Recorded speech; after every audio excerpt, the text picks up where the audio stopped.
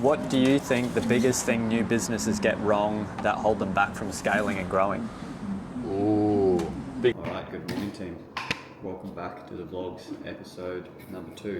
So we've got a big day planned today.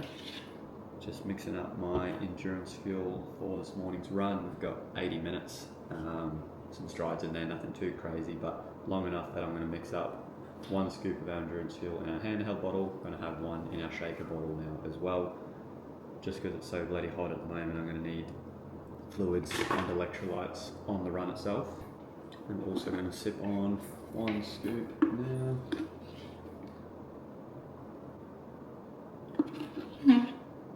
Scraping the barrel with this tub, we're almost out. And in addition to endurance fuel, we're going to have 2 or 3 of these dates and 1 banana. So 20 grams of carbs here, 20 grams of carbs here, 20 grams of carbs here, so 60 grams of carbs before the run, and then 20 to 30 grams, I put like 1.5 scoops in here during the run, and about 500 to 700 milligrams of sodium. Keep you hydrated, keep the fluids up through the run. But yeah, in addition to that, we are meeting up with Jye Bohm today. He's up here seeing his family, which is super exciting. We're gonna go crush a big strength session, and then yeah, we're gonna do a bit of a Q&A. So busy morning ahead, got to get this run done, and then we've got a lot of work to do today. So I'll see you out on the run. Let's go.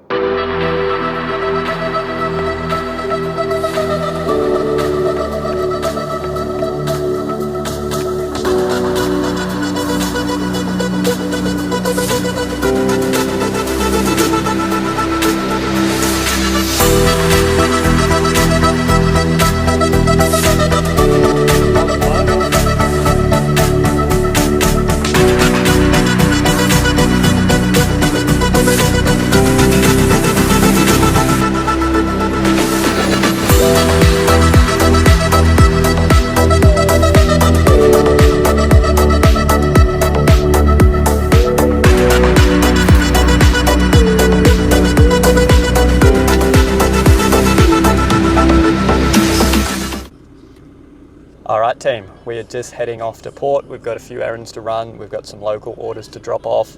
Probably see my bike rim here.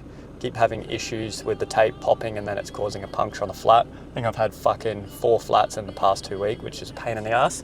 So we'll go to get that sorted, and yeah, time to crush a big session with the boys. We'll see you all in the gym. Let's go. Don't mind me, bro. I'm just making a mess. This is why I train at home. Fucking been here for 1 minute, spilling shit everywhere. It's not doing nothing. All right, I'm leaving that. Yeah, so first exercise we'll do dumbbell shoulder press. We'll have a primer set, 10 reps at about 2 to 3 reps in reserve. Top set, 6 to 8 reps. Heavy, close to failure, and then we'll do a back off set and accumulate a bit more volume. That sounds good. Alrighty. Just trying to get what weight we were doing. Do you want to go first? Forbes has been coaching me, so this is like, but he's been coaching me from afar, so this is like a real test now. He gets to actually see if the weight I've been putting on there is actually really legit. Yeah, okay, cool. So prime set? Yep. So 2 to 3 reps in reserve. Up. 10 reps, that's 1. 2. What do you reckon, team? That's a good rep. Watch him cut this halfway through.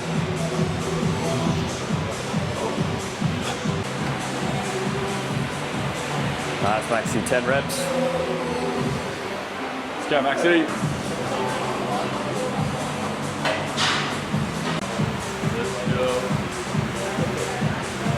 Nothing but the best, eh?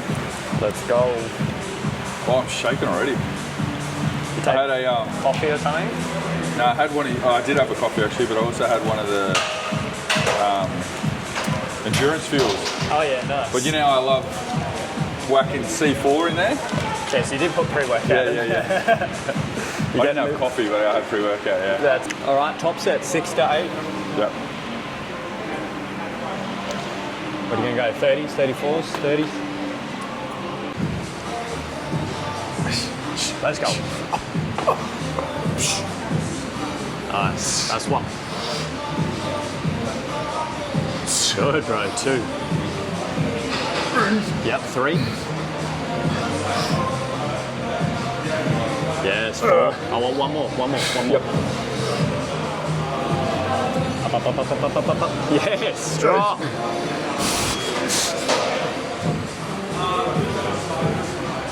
Lovely. He's making me work for it. That's good. See what a skinny runner can do, eh?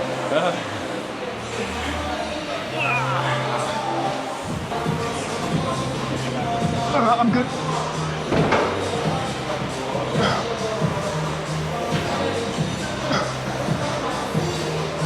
Good. Easy, bro. One more. Come on, that's all you. Nice. Right. Woo. Still you, come on. Two more. Good. You got one more.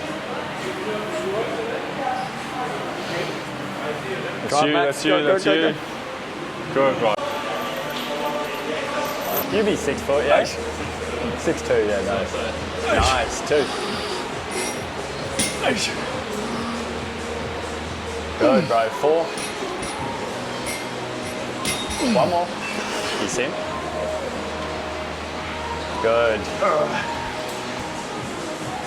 Good. Nice, Max. Good.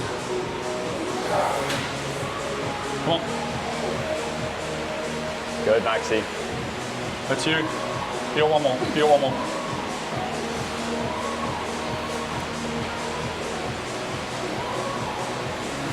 Nice. Good set.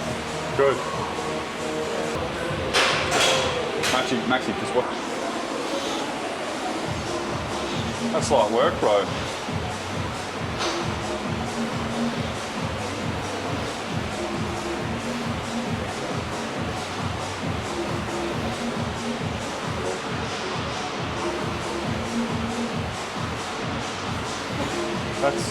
That's psycho how good that was. Incline bench press. Yep. Quite high incline here. Same principle we got. Oh, that's high incline? For me, it is. Okay. I know you like it. No, I don't mind. I sort of, whatever engages the best, hey? Yeah, I mean, if you feel it good like that, we'll run with that. Yeah. And then we're going to do a wide grip row. The other reason too is because when you do your wide grip, I reckon that's the right angle. Yeah, this is perfect. So then we're going to do a wide grip row, elbows flared, wide grip. Yeah. And I want you to not tuck your elbows, keep them flared and pull to the middle of your chest. Okay. And pinch your shoulder blades together. More traps, eh? And mid-back. Oh yeah, cool. So when you tuck your elbows, targeting your lats. Yeah. And then when you flare them, targeting the mid-back. Do you want me to be like chest off, so that when I'm pulling, it's like right there? Or is it like, it doesn't matter and you just hit this? Yeah, that's fine. As long as you can get your elbows behind your body, I think that's a good range of motion. Right. Yeah. Cool, let's do it. Let's go. After shoulders at the boot. 3.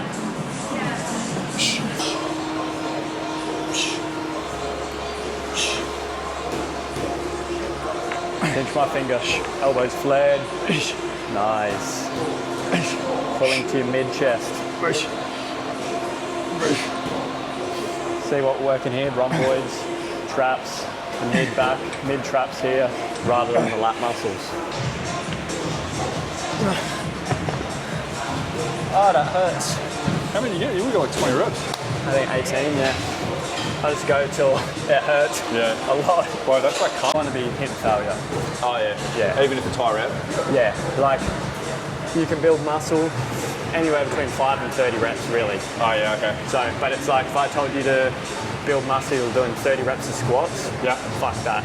Yeah. But if I say let's do 20 reps bicep curls, more manageable. It's not as bad, yeah. Yeah. Or it's a smaller muscle group. Yeah, and it's like 30 squats, bro. That'd that's what I mean. No one's building muscle 30 squats. It's just too painful. Yeah. And then the cost of injury, you know. Yeah. Fatigue. Yeah. Endurance fatigue, you know, later in the set. So yeah, it all depends on the exercise. Like a heavier compound lift, I'd stick anywhere between like 6 and 12. Yeah. And then exercise like this, curls, isolations, lateral raises, I'm going 20 plus. Yeah, okay. Just to get a good... That's still solid, but like you're going to gas out of that.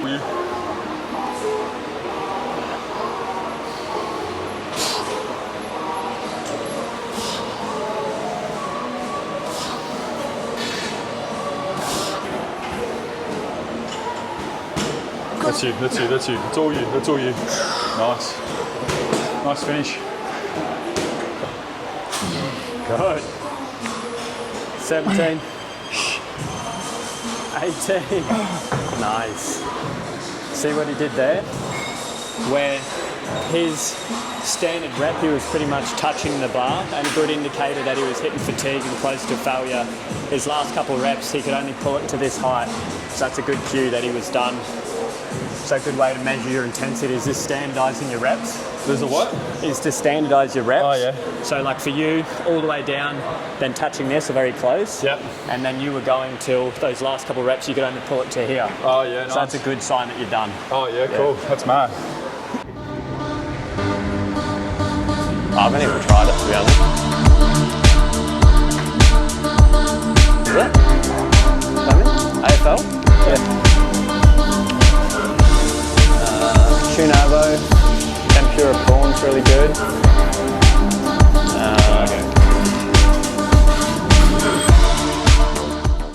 Are we going to eat? Yeah. You don't care if we eat through this? No, I reckon casual are the better, yeah? Yeah, man. All right, team, we've just finished up a big upper body session. Port Gym had Big Jye, and we had Maxi behind the camera. Big Jye boy. That's good. Great session with the lads, and now we're just hitting some post gym sushi. So let's do a rundown of what sushi did you grab, bro? Oh, fuck, I can't even remember now. Spicy tuna. It's actually raw tuna, so I'm a little bit iffy on it. Is that why you're sweating? Yeah, I haven't had it yet. I had tuna avocado and I got the crumb chicken. Couldn't go forward, but the boys had to beat me with 4, so... Yeah, I've been one up and dry all day, so I've been smashing in the gym. I've had to go 4 rolls. I've gone karagi, prawn tempura, chicken, and then tuna avo. And Maxi, what have you got? Just chicken all around, whatever chicken is in there. Every kind of chicken. How much protein do you reckon you get out of one of these? It's a good 10 question. grams? Yeah, I reckon 10 grams is a good bet, to be honest. Probably 20 to 30 grams of carbs at least. Yeah, I reckon. And if you put one of these bad boys on, that would have at least 1,000 milligrams of sodium as well. Not bad. It just depends how much you sweat. Like if you're a sedentary person that doesn't sweat, you sit at a desk all day and you're already eating salty food, that's very bad.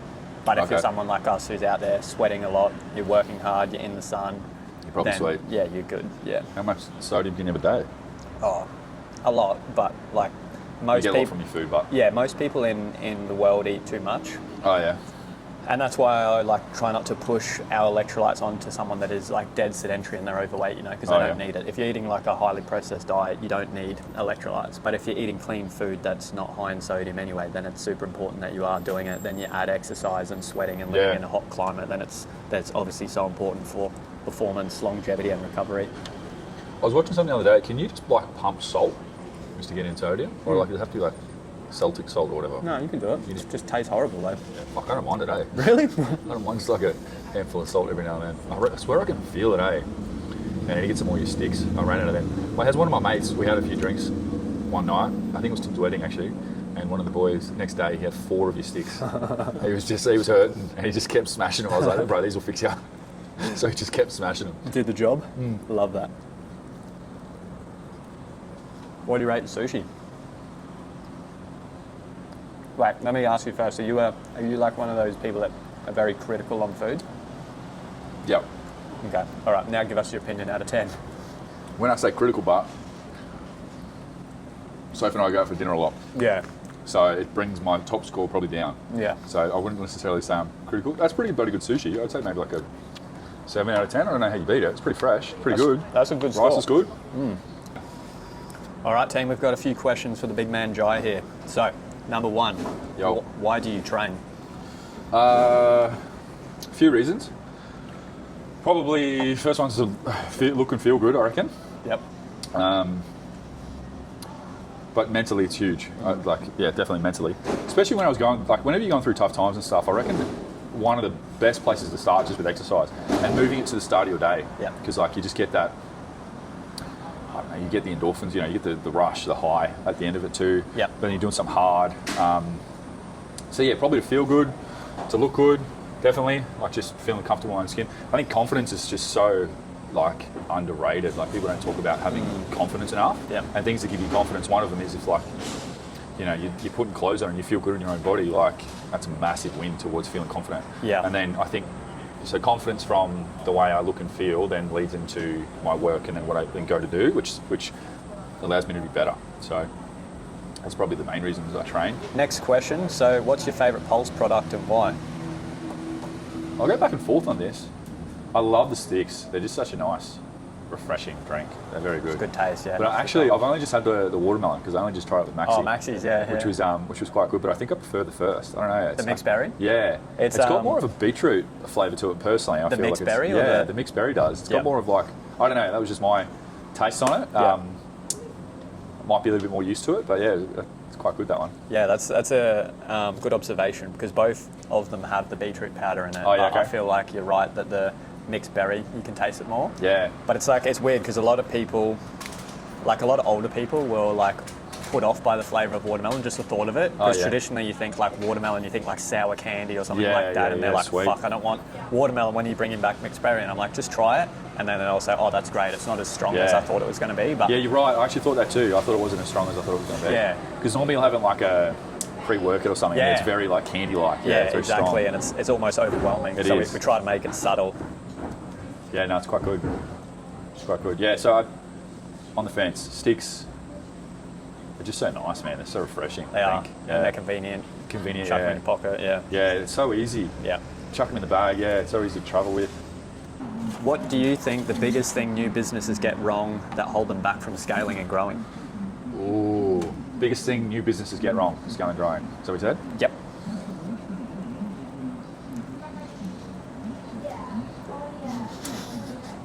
Yeah, let me think of those. Okay, so I'll just rattle off a few things. First and foremost, all growth is sales and marketing led. So you have to make sure that the majority of your time is spent on sales and marketing. So you've got to get your product out there. Like, yeah, you've got to get you've got to have a good product. I think good product is just like cost of entry. Like that's just getting in the game. So you have to have a good product. Yeah. That's a prerequisite. Yeah. It's just like, exactly. Like if you're going to jump in the market, you need to jump into something decent. Yeah. And then it becomes about your value to the marketplace. So it's like, and getting customers. Like your business will, it needs, that's the oxygen. The oxygen is customers coming and spending, giving you their money and stuff. Some other things I often see go wrong is underpricing. So like going into the market too cheap. I often find it's because new entrepreneurs are always, it's more about them than it is about the product. Yep. So like it's more about their own internal belief system around like themselves. Yep. And a lot of people want to come in with like, oh, I want to be able to give someone, a really good product, but for a really good price. And it's like, well, that's not really up to you, sort of thing. Like deliver a good product. Yep. And then charge what you need to charge. Yep. Sort of thing. And so I think very often one of the first things that like anyone I've worked with that given advice is normally that you go through some sort of a pricing adjustment. There's normally like I think that's happened with me as we were discussing. we went to the start, Yeah, for sure. if you build a really good product, you should cost more than your competitors. If it's a better product, Yeah, for why sure. doesn't it cost more? Like it should. Like naturally in my head that makes sense. Logically that makes sense. Yeah. Sure, if like your strategy could be something around, all right, I want to gain some market share, so I might go in with a lower price. But even then, that means that you're going to be talking about like you're leveraging other brands to get into the market at a cheaper price. Yeah. So the customers you bring in may actually be ones that are always looking for deals. Yeah. And so then when another one comes up, where maybe with a cheaper price, or that one goes in sale, something, they They'll actually might jump ship, sort Yeah. of thing. So I think that's something you've got to be, you can definitely get wrong, is just the pricing sort of thing. And that's actually something too that like is really hard to do, because you can do like competitor analysis, but one of the things I love, and we do this in our business in Frontrunner, is that before or whenever we're starting a project or we're changing something or we're learning about something or trying to understand, what's the next step and stuff, one of the first things we do is a thing called benchmarking. We call it benchmarking. Yeah. And so, because how do you know how much you should be charging for your product? Yeah, it's a good question. How much do you know how much you should be charging for your service? How much do you know how much you should be paying for your product? So like the amount that you buy the product for, like how do you know if that's good or not? Yeah. You need to find someone that you can benchmark it against. Yeah. And so that's where, you might have to do like some with mentors and and other people in business and like those kind of things come into it, because the supplier's not going to tell you how much it should cost. No. Because they want to make the most money they can. Yeah. So you need to get someone else, like in your example, that's in probably, you know, you in a few years' time, you want to get an understanding of like where they're at, so that you can get some benchmarking, or even better, you know, bigger business, so you can get a benchmark of like, this is how much I should be paying. Yep. And then you start to work with your suppliers around negotiating to get to that price kind of thing. Yeah. So I think benchmarking is super important as well. It's something a lot of new business people, they just don't have the network. I mean, one of the things when you start in business, you got no idea. Like, you've just got no idea about so many things. Most of the time you've figured out a gap in the market, a niche, and you're like, this product, I can sell this product. And then fortunately, you're naive enough to think that's all it takes. And so you get into the market, and you take your first step, and that's enough, and you've got full of confidence, all this. And then you start to figure out how much you don't know. And you're like, you end up hiring your sister, you end up hiring, you know, your best mate, you end up hiring, you know, your first hires and all that kind of stuff are just like friends and family and fools, and like you borrow money or something. And it's just like, there's all these things that you're not yet exposed to, you don't yet understand. And so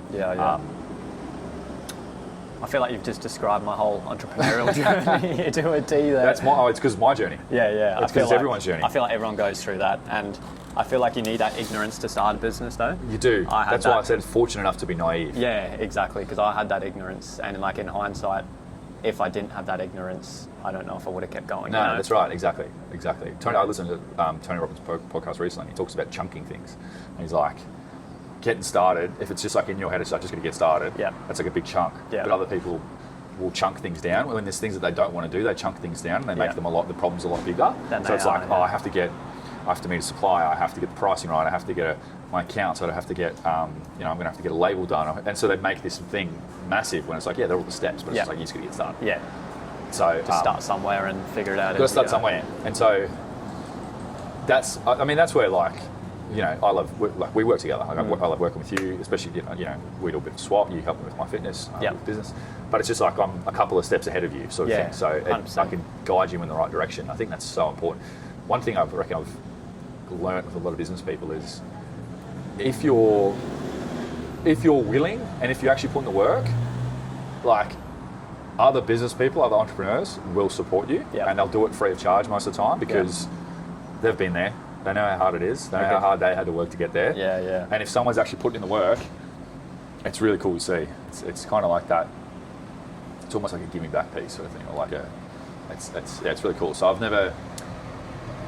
It can be quite easy to find people to help you. You just have to be clear with what you want. And who you're asking for help to. Because I feel like that's where a lot of people go wrong. You're taking advice from someone who hasn't been where you want to go. Yeah, 100%. And that's why I feel like it's really beneficial for me getting advice off you, because you and Tim are like years down the track to where I want to be, you know? So any problem I have, you've already been there, you know, you've navigated through it. Yeah. Between Tim, Bree and I, there's stuff that I've got no idea about. No, let them answer it for you, you know what I mean? Like, there's find your own lanes too.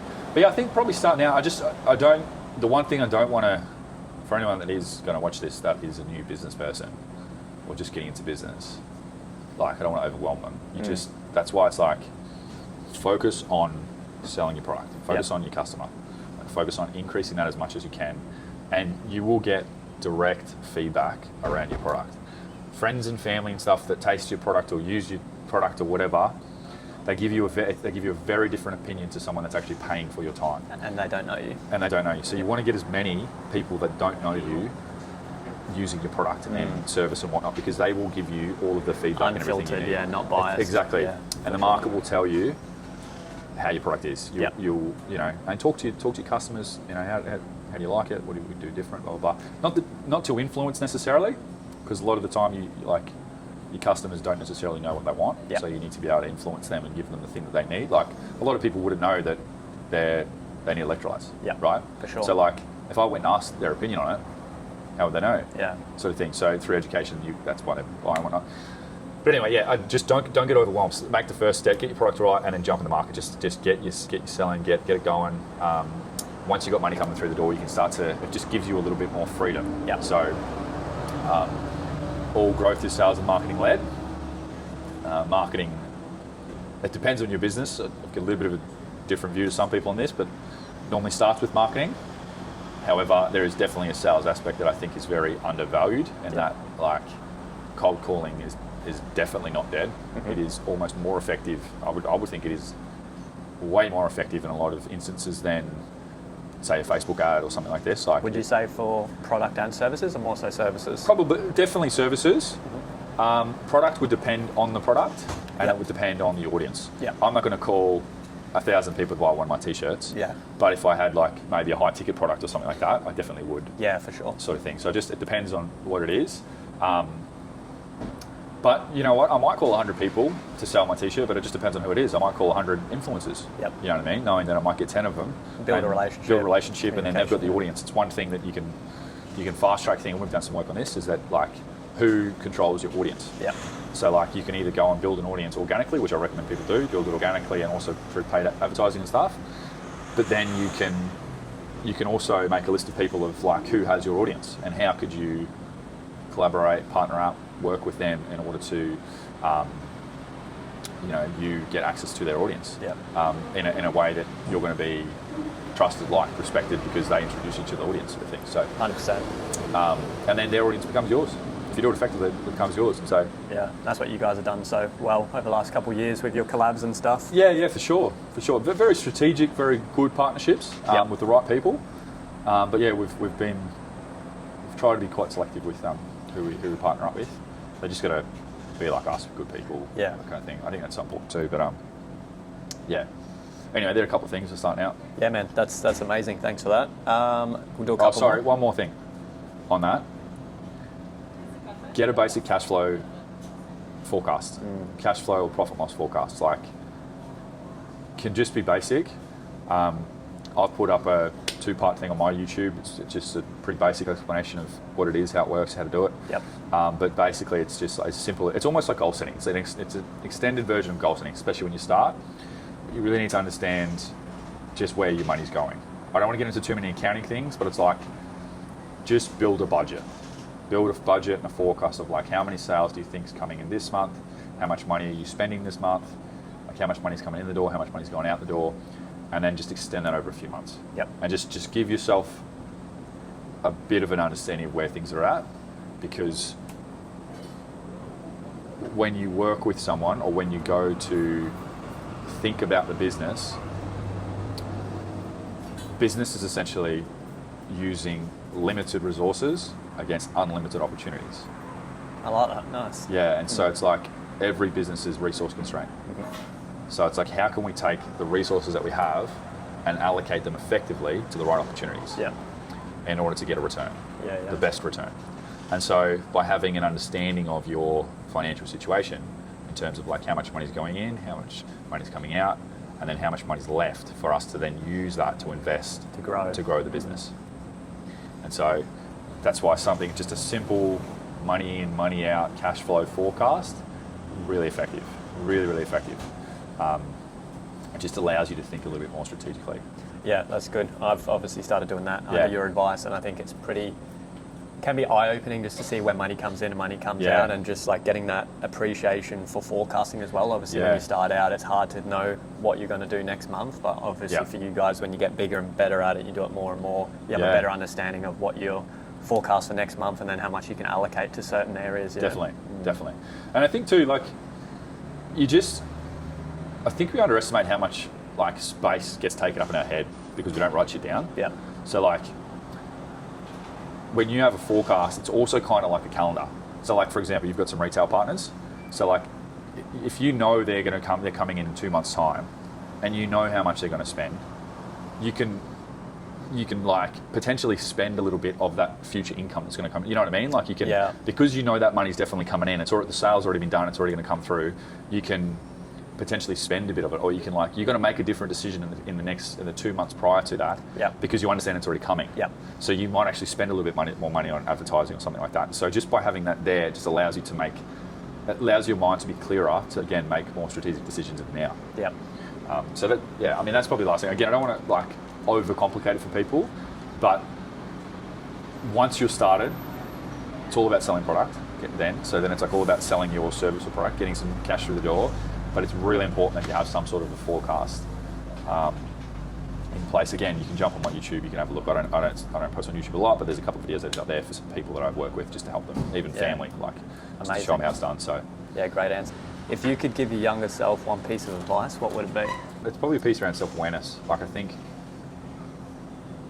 I've done a lot of work around like understanding my own belief systems, understanding my own values, understanding that kind of stuff. Yeah. Everyone's got to do that inner child work. Like everyone's got to do that work of like understanding who you are as a person. Yeah. What are your pushes? What are your pulls? What are your values? And values come from voids. So like, I was always big on creating financial security because whilst my family was full of love and stuff, we didn't have a lot of money. Excess income. Yeah. Yep. And so I just, when I was young, a lot of the things that happened, the way I viewed that was that money was the cause for it. And so one of my highest values is financial security, financial wealth. And the reason that is it came, I understand it now, so it's different, but the reason that was is because it came from void. Yep. The void of not having that, which meant that it became one of my highest voids. The reason that's important to understand the distinction between the two is because at first, yes, it led to very good things, but it come from a place of fear. Yeah. It was a push motivated, not a pull motivated. And that can affect your decision making, And you can burn out. And it makes you, when you don't have it, you fall into fear and you fall into like a really bad sort of place. Yeah. Once I understood it, it's actually still, if not my top, which this is be alarming to some people, but it is, if not my top, one of my top values, financial security and wealth. And I've accepted that and I'm totally okay with that because it allows everything else in my life to be better. Yep. And so I prioritize that. But like I'm able to give more to my family, I'm able to, spend more time with my wife, I'm able to travel more, I'm able to, so all of the things that come from the rest of my values happen because of the first one. Yeah. So, but it's different now because I understand that it's not that fear aspect. I've accepted it, I've understood it, I've gone, that's why that was pushing me, and now I'm like, I've accepted it and I'm good with it, so now it's more of a pull motivator. It's more about like, what can I do with the money when I get it, sort of thing. Yeah, nice. So it's like things like giving mum a car this week. Things like giving mum a car this week, like that's just amazing. Like I live for that shit. Yeah, man, that's so cool. So, Soph and I were lucky enough to be able to do it, but really, really cool. So Nice. That's a pull motivator now. It's like through motivation, it's a light side, it's a positive sort of thing as opposed to like the scared of not having anything. Yeah. So it's very different. So answer to the question is really understanding who you are as a person, knowing your values. Yeah, I think as early as possible, get to know yourself. Yeah. Journal, sit with yourself, all that kind of stuff. Yeah. Amazing. All right, team. We'll leave it at that. Appreciate your time, brother. Thanks for the morning, mate. That was awesome. Let's go. Good. All right, team. So we've just finished up an afternoon block of work, and now it's time to head to the pool. Got to do a post office run. We've got a few orders to drop off, and then we've got another click and collect order to drop off in Mossy. Then we're off to the pool, 2.5 Ks, which I'm not really looking forward to, but we're going to get it done anyway. And then after that, Jade and I are going to our second antenatal class, so I can learn all about the human body, specifically female anatomy. So let's go.